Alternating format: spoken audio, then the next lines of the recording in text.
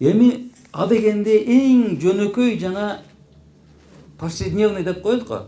Ошондон баштайбыз. Мусулмандын башка бир боордошуна 5 эмеси бар дейт. Акысы бар дейт. Биринчиси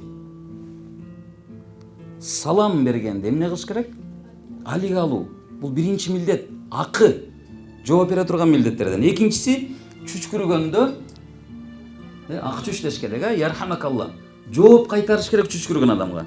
Үчүнчүсү чакырган жерге барыш керек. Төртүнчүсү ооруса зыярат кылыш керек. Бешинчиси ошол адам дүйнөдөн кайтса жаназасына катышыш керек. Повседневный бир адамдын башка бир адамга боло турган акылары ушулар экен. Абу Хурайра радиаллаху анху пайгамбар саллаллаху алейхи ва салламдан бир хадис айтыптыр. Атаарифуна манил муфлис? Эй инсандар, сахабалар, силер банкрот деген адам ким экенин билесиңерби дептир. Дегенде сахабалар айтып атат, ооба. Акчасы, мал мүлкү бар туруп, бир убакытта эмнеге айланып калды? Жокко айланып калды. Бул адам банкрот. Дегенде пайгамбарыбыз жок. Менин үммөтүмдүн муфлистери, муфлис деген банкрот деген сөз. Менин үммөтүмдүн муфлистери 5 убак намазы менен, орозосу менен, зекети менен, садакалары менен, ажылыгы менен, дегеле бүт буйрулган ибадаттары менен кыямат күнүнө ат көтөргүс жүк менен келет. Карасаңыздар, бул жер адам акысына кирип кетип атат. Бир гана анын артынан зулум чеккен инсандар кошо келет. Бирөөсүнүн мурдун канаткан, бирөөсүн сөккөн, бирөөсүн тилдеген, бирөөсүнө жалаа жапкан, бирөөсүн гыйбат кылган, бирөөсүн ушактап барган. Ошентип ар ким келип зулум тарткан адамдар, зулумга туш болгон адамдар келип өздөрүнүн соопторун тигинен ала баштайт. Аягында эчтеке калбай калат экен. Эчтекеси калбай калат. Ошондо бир топ инсандар дагы турат дейт. Эмнеси калды? Эчтекеси калган жокпу? Анда күнөөнү жүктөп кетесиң, күнөөнү жүктөй бересиң, күнөөңдү жүктөп кетесиң ошол зулум чектирген адамга. Аягында эмне болду?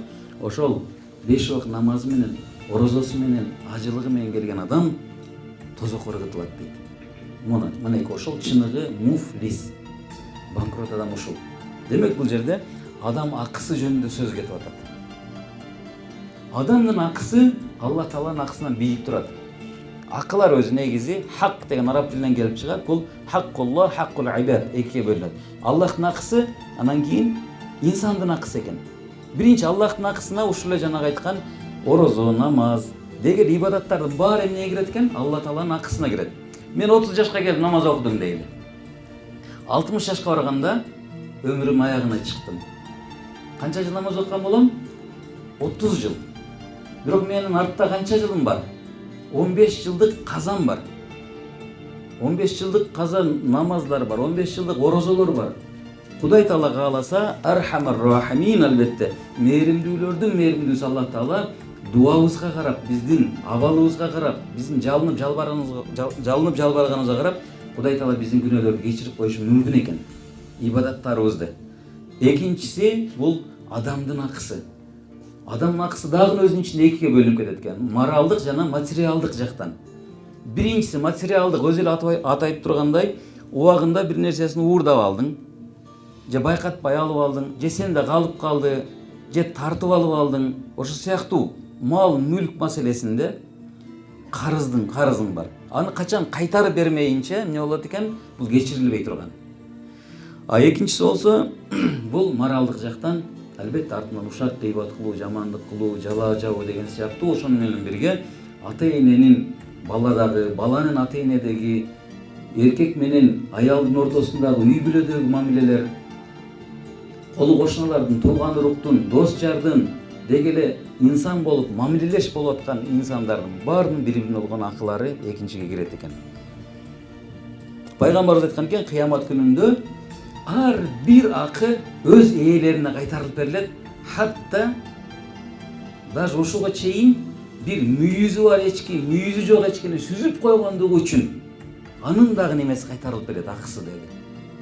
Демек ушул мал жаныбардыга чейин сүрөттөгөнү бул ошого чейин деп атат. Ошончолук деңгээлде акы маселеси кайтарылып берилет экен. Пайгамбар айткан, мен сүйгөн же болбосо мени сүйгөн адамдар болсо менен акыларыңар талап кылгыла дептир. Же болбосо кечирип ийгиле деп атат. Караңыздар, бири-бирибизге болгон акыларыбызды же талап кылалы, же кечирип ийели. Эгерде бул жашоодо, мисалы үчүн мен бир досум менен бир 2000 сом алган эле унутуп калды. Бирок мен кече албайм, мен ичимде бир эме бар, алышым керек, мага ал акча керек. Бирок сураштан уялам. Ошол убакытта дейт, сураштан уялган өзү чоң жаңылыштык дейт. Караңыздар, сураштан уялган чоң жаңылыштык. Же болбосо сурадым эле ал, ушунда сурайсыңбы деген бул адамгерчиликсиздик. Карасаңдар, бул дүйнөдө биз бири-бирибизден кутулушпасак, кыямат күндө балким 2000 сомуң балким 200 000 болуп кайтып калышы мүмкүн экен. Ошол себептен биз бул дүйнөдө акыбызды же талап кылалы, же эмне кылалы, кечирип ийели.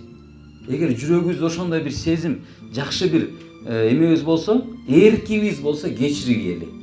Кечире албадыңбы? Анда талап кыл. Сиват радиаллаху анху деген улуу сахабалардан бир катарга тургузуп койгон экен пайгамбар саллаллаху алейхи вассалам. Ошондо жана сахабанын курсагы чоңураак болгон экен, курсагы чыгып калыптыр. Пайгамбар саллаллаху алейхи вассалам келип туруп, палкасы менен, таягы менен мынтип нукуп койгон экен да. Ошондо бир аздан кийин Сиват, эй Аллахтын элчиси, мен сенден өч алышым керек деди. Сахабалар аябай таң калды. Кээ бир сахабалар ошол жерде Сиватты катуу тилдебейди. Кандай өчүң бар сенин пайгамбарда деп. Менин курсагым ооруду деди. Пайгамбар келди дагы эмне кылды? Курсагын ачып берет. Менин ичим курсагым жылаңач болчу дейт. Пайгамбар көйнөгүн көтөрүп берет дейт. Ошондо Сиват радиаллаху анху отура калып туруп курсагынан бир өбүп алган экен. Эмне үчүн мындай кылдың деп сахабалар сураса, мен азыр жихадка чыгып атам, балким мен эгер шейитке чыгсам, денем, акыркы денем пайгамбарыбыздын денесине тийген болсун деп ушуну кылдым деген экен. Ошончолук деңгээлде пайгамбарыбыздын саллаллаху алейхи вассалам сахабалары дагы кара кылды как чарган, адилеттүүлүктүн үстүндө күрөшкөн инсандар болгон. Абу Катада радиаллаху анхунун хадисинде айткандай, бир сахаба келет экен, я Расулаллах, мен бүтүндөй ибадаттарды аткарып атам. Кудай Таала эмне буйрук берген болсо, баарын аткарганга аракет кылып атам. Кудай менин күнөөмдү кечирдиби деген экен. Дегенде пайгамбарыбыз, ооба, албетте Кудай Таала сенин күнөөңдүн баарын кечирет. Бир гана бирөөдөн карыз болсоң, аны кечирбейт. Муну мага Жабраил айтты деген экен. Кимде ким, барыңыздар жакшы билесиздер, ажыга барган болсо, араңыздарда ажы эжелерибиз, апаларыбыз болушу мүмкүн. Ажыга барып кайткан абалда, хаджул мабрур деп коет эмеспи? Кабыл болунган ажылык болсо, баардык күнөөлөрү кечирилип, жаңы төрөлгөн перзент сыяктуу, жаңы төрөлгөн бөбөк сыяктуу кайтат деген хадистер бар.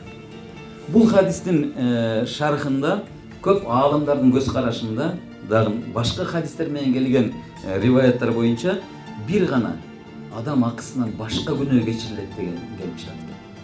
Ошон үчүн илгери биздин ата бабаларыбыз, барыңыздар билесиздер, бир айылда бир ажы болгон да. Азыркы убакта Кудайга шүгүр, заманыбыз аябай жакшы болгондуктан ажылар көбөйүп кетти. Ким ажыга барып келгенин билбей калып атабыз, байкабай калып атабыз. Илгерки ажылар, мен атам айткан бир эмеси эсимде, ажыга жөнөп атканда айылга барып, айылдагы үйлөрдүн эшигин каккылачы экен, тыкылдатчы экен.